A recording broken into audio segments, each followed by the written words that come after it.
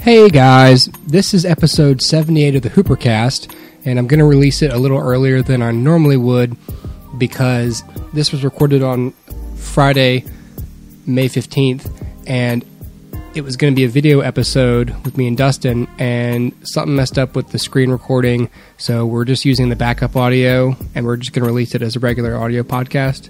So any reference to the fact that it's video, just ignore it.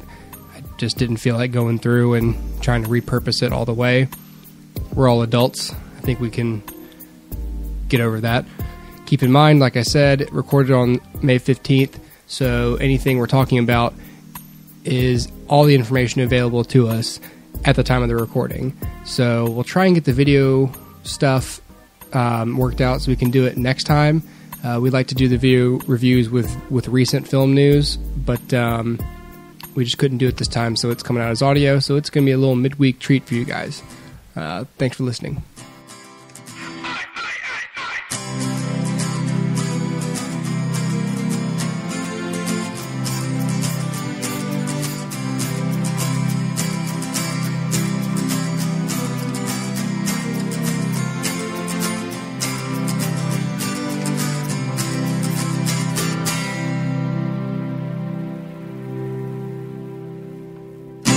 HooperCast video, episode 2. Right, Dustin? What? Whoa. What? Whoa. And guess what? You're wearing the exact same thing as last time, but I'm not. Son of a gun.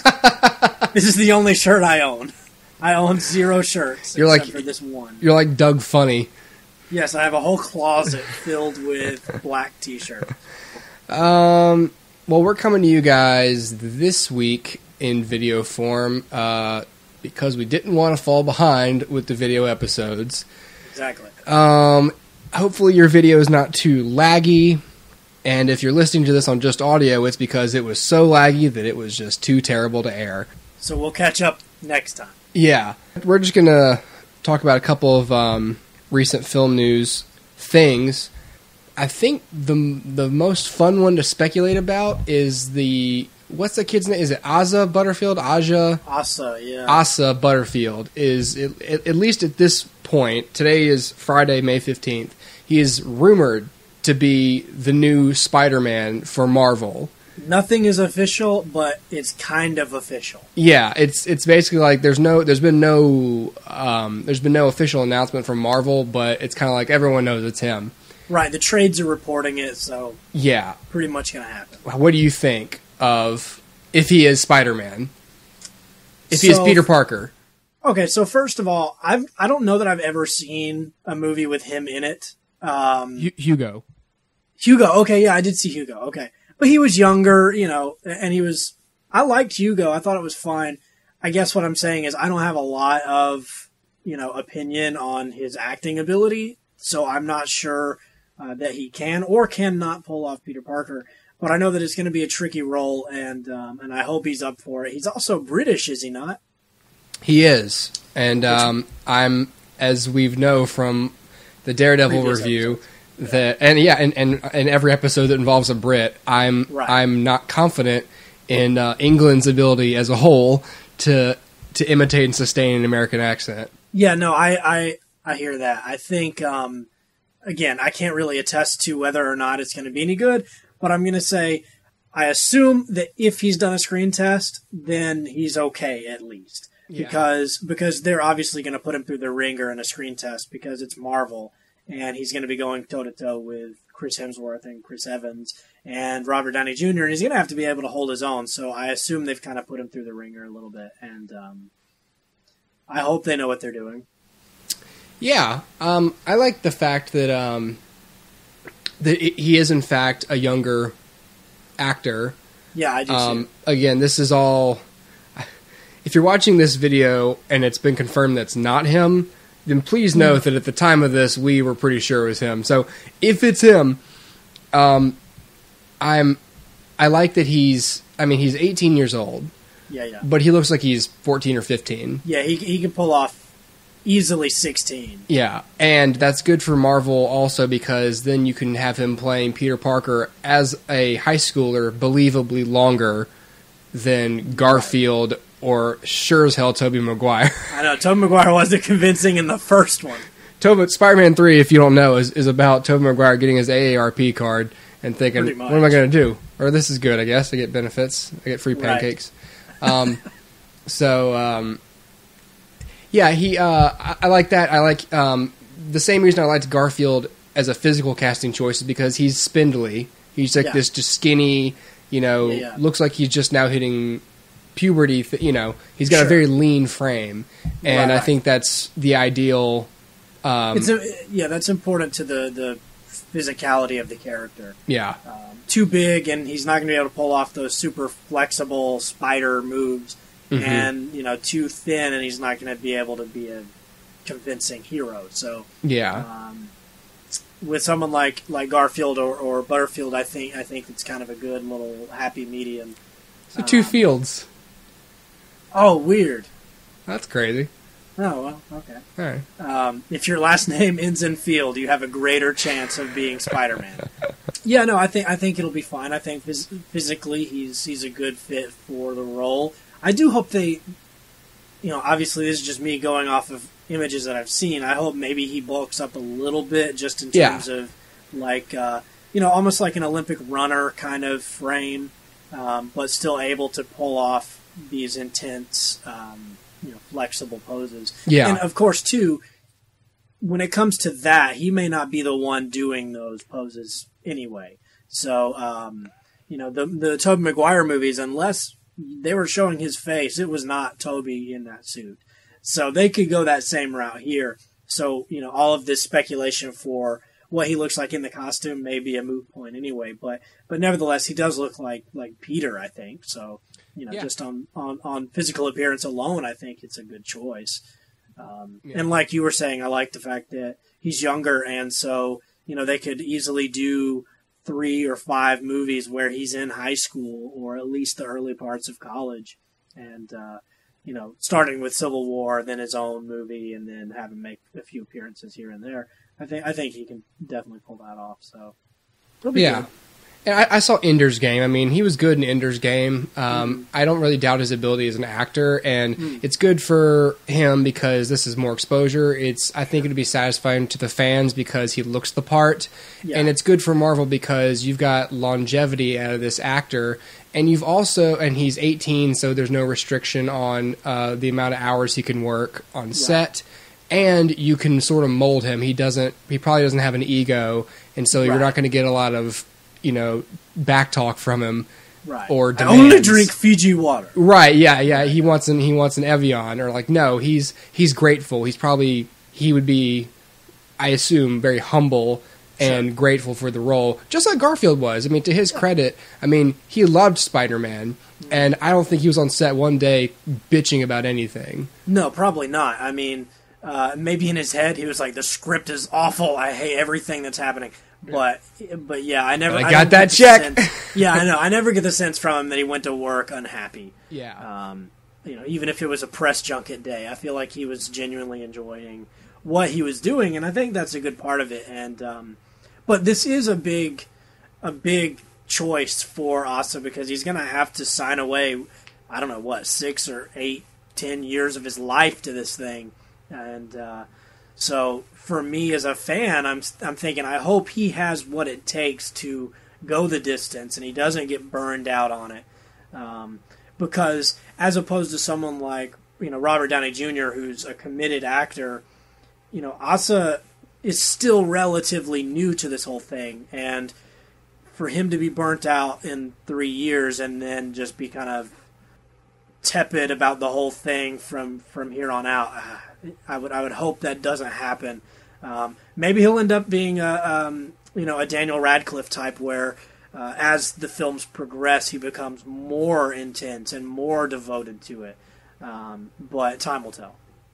Other thing that happened is that a couple days ago or yesterday, Harry Shearer announced on Twitter, and I think through a couple other sources, that he is leaving The Simpsons.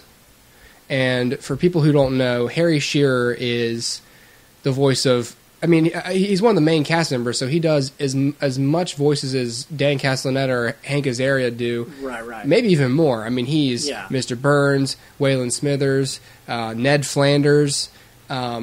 Some of the big guys. Principal Skinner. I mean, he's Yeah. Not just the amount of voices, but the role they play in the show. Right. And this substantial role. I wasn't too surprised in terms of which one would quit first, because and as you know, and as John knows, when they wanted to do the Simpsons ride at Universal, Harry Shearer didn't want to be a part of the ride.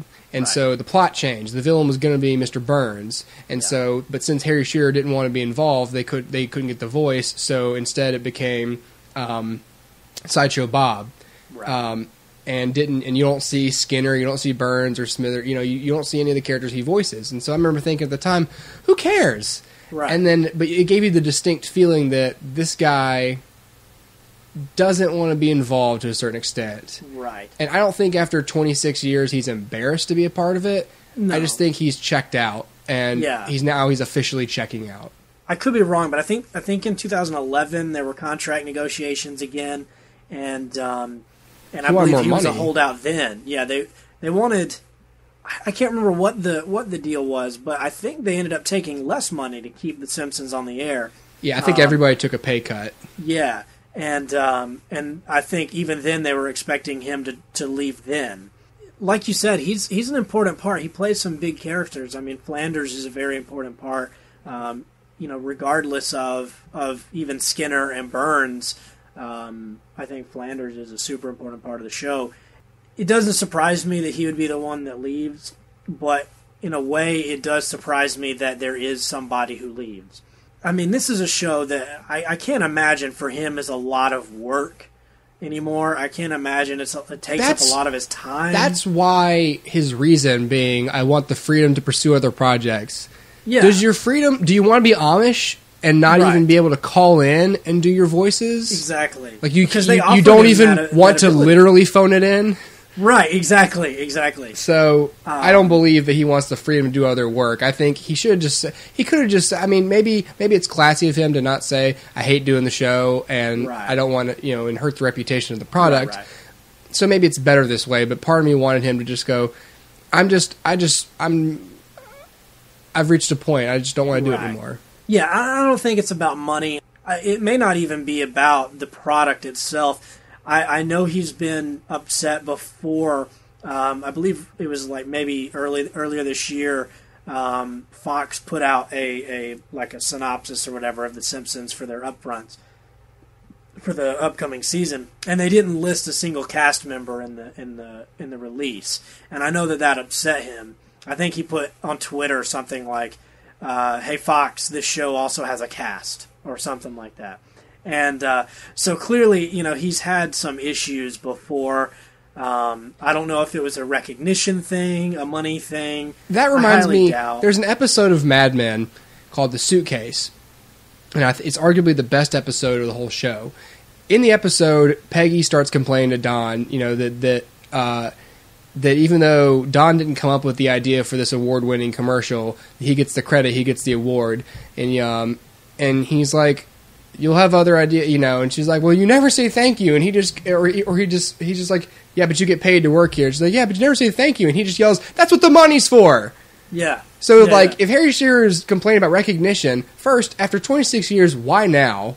Yeah. And second of all, you're paid an obscene amount of money per episode. You can't really... That'd be like Charlie Sheen complaining about his 2.5 Men pay. He got like $2 million an episode. I wouldn't have a single complaint if that was me. I know. To be honest. So if we... I mean, this show also has a cast. Yeah, and the people who watch the show know that. Right, exactly. It's not like this is season Everybody 1 and knows, it's just starting out, and that's going to hurt its chances of getting accepted into the culture. The show's as old as we are. Yeah, exactly. Older. I mean, by a small margin. Small margin. Yeah. Yeah. No, you're right. But I don't know that it was any one factor. I don't know that it was recognition or money or just wanting to do other things. I think maybe it was just a combination of everything, and I don't think it took much time out of his life. I think it was just, I'm too old. I've been doing this a long time, and I can see how after 26 years you do start to say, it's been a long time that I've been doing this thing. Yeah. And I can see that. I can understand that. But at the same time, if it's not really going to prevent you from doing other things, why even fight it? I don't know. Yeah. It just it's a shame because like we said, he plays some really great characters, and to have to retire those would be a shame, and to have to recast those would be a shame. Do you think they'll recast him? Because I do. I think they will. I really do. I think what they'll do is just go find a sound-alike somewhere, and even if it's like 3 guys, to do all of the characters, and they'll do that. Man, if you're Billy West or D. Bradley Baker or any notable voice actor or unknown voice actor, this is the perfect opportunity for you to get on board a successful show, legacy show. Yeah. And they even talk about that, and I know that voice, taking on a legacy voice. Yeah. I mean, I thought for a while, like, oh, well, they need to just retire all the characters and just put in, new characters and those, like, have a new guy move in next door to Homer, because that's a way to keep the show fresh. But then I thought, if this were Winnie the Pooh or Transformers or any kind of show that's been on for years, I guess not in Transformers' case, but you wouldn't kill off, if Peter Cullen died, you wouldn't kill Optimus Prime. You'd recast him. Right. And then plus with that too, if you start, bringing in a new neighbor, you got to have the episode where Ned leaves. It can't just be over because that would be such a big moment that they can't just explain that away over a season break, like a season hiatus, and say, oh yeah, remember last week when he left? And just have like his car driving off. You'd have to have that moment. And even if it wouldn't be a big moment between Homer and Flanders, although I think it would be a big moment between Bart and Flanders. And so I feel like for that reason you'd have to finish that storyline, and they can't. So I was talking to my Mrs. Hooper about this last night, and I was like, I was explaining it to her. She's like, well, it's but he doesn't do. I mean, it's like he voices a lot of the characters. I was like, I don't know, he does a lot, a lot of voices. And she was, yeah, but it's not like it's not like Bert is leaving or whatever. I was like, you mean Bart? Bart? And she was like, yeah, I don't know that much about the show. I was like, yeah, clearly, Bert Simpson.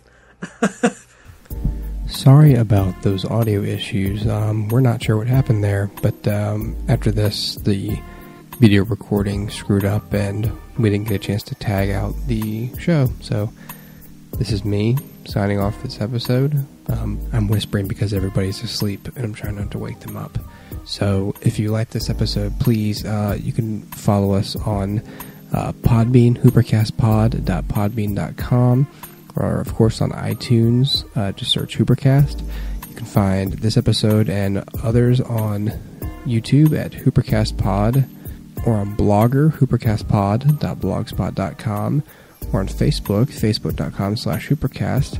Follow us on Twitter at HooperCast, or on Tumblr, HooperCastPod.tumblr.com. You can send us an email at HooperCast@gmail.com. If you want to donate on the Tumblr or Blogger pages, there's a donate button for PayPal. Any amount you want to give, or none. Fine with us. Well, thanks for listening, and be sure to subscribe and tell friends about us. Sorry about the audio quality of this episode. That normally doesn't happen anymore. Even as I record this, I don't quite know when I'm going to release it, but we typically release episodes anywhere from Friday to Sunday, usually sometime around the weekend.